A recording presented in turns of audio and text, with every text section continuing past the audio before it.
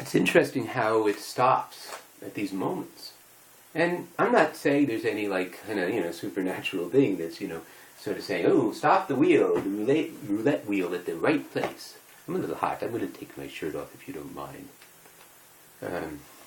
Yeah, this is a Pendleton wool shirt, which was great earlier today, but for whatever reason, this room is warm. So if you don't mind my undershirt, and it's clean and it's well, you can't smell it anyway. So what different? Why are you concerned about the sweat smell of my?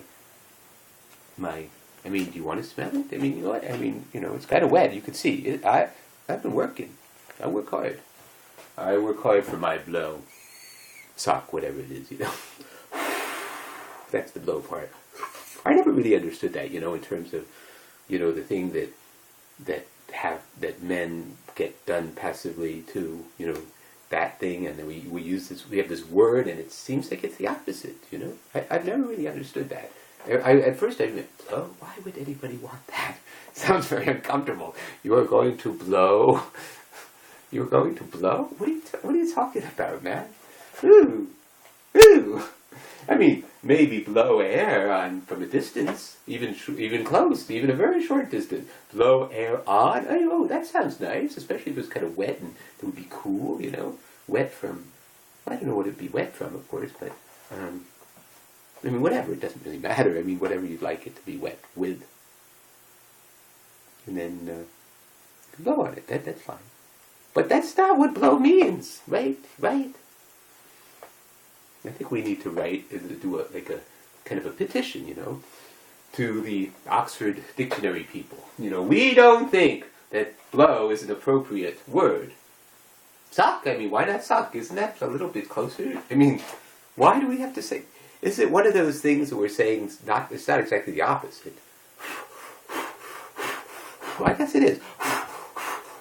So I guess that's it. There it is. That's the etymology, or is it etymology? I always get those two mixed up. So it's either when did the bugs coin this word, or when did the word take flight and spread like a virus through the linguistic plateau of the current epoch of post-Middle English liturgical refuse carrying Scandinavian livery. Oh no, come on, you're getting me mixed up. Livery, communion, not a communion. No, not a communion. Guild. That's the word. Why did it take you so long to help me find that word? But thank you. Okay, so it took you a while. It took me a while. Together we got it. Guild.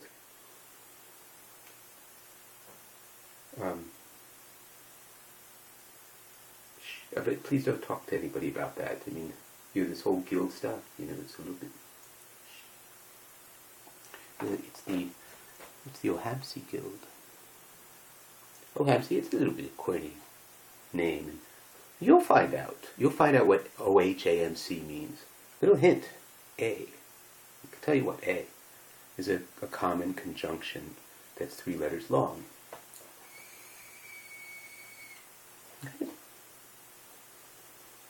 The first word is a possessive pronoun.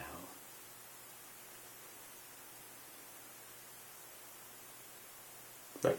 Good. So now you know enough. For now, I mean, you don't get it this way. You get it. There's a different way. If you want to know what Ohamsey means, it'll come. It'll just come at a time when you're least expecting it. That's how we work here in Ohamsey. So you see, Ohamsey is sort of the inner name. Parator's net is it's the network. It's somewhat descriptive. It's a network of parators. So that's very clear. Ohamsey is a little bit more like the name of a country, except it's not a geological place.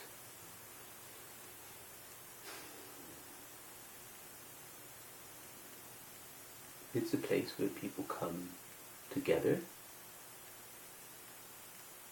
through various means, sometimes face-to-face, as much as possible, in fact, face-to-face. Because we Ohamseyites, we just know that we get more out of being with people in the flesh when when people are not spending their time texting other people, you're at a party and people are texting each other or something like that, We know that we can do better than that. There's something wrong there, and maybe it's our job to help younger people learn to talk to each other, or talk to us. It's important we talk. The older generation has access to some wisdom, doesn't necessarily exhibit it or use it, but that's what we do have. We have the years of life where we can say, this is the kind of thing that's likely to work, and this is the kind of thing that's less likely to work.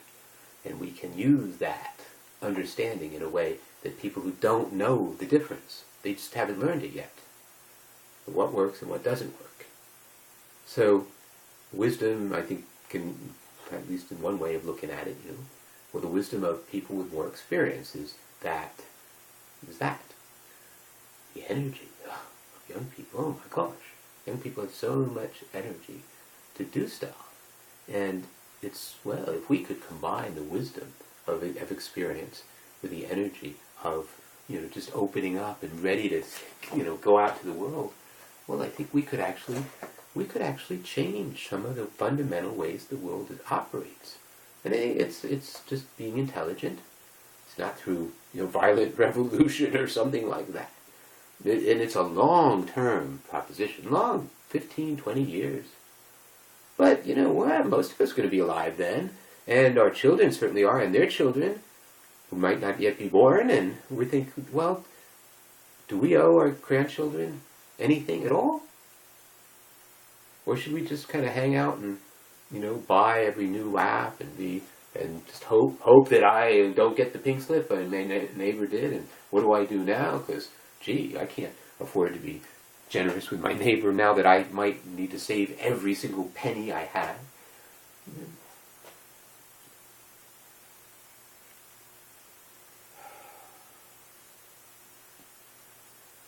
I'm not exactly sure where I'm going, and I do know I need to take a break. So, that's that.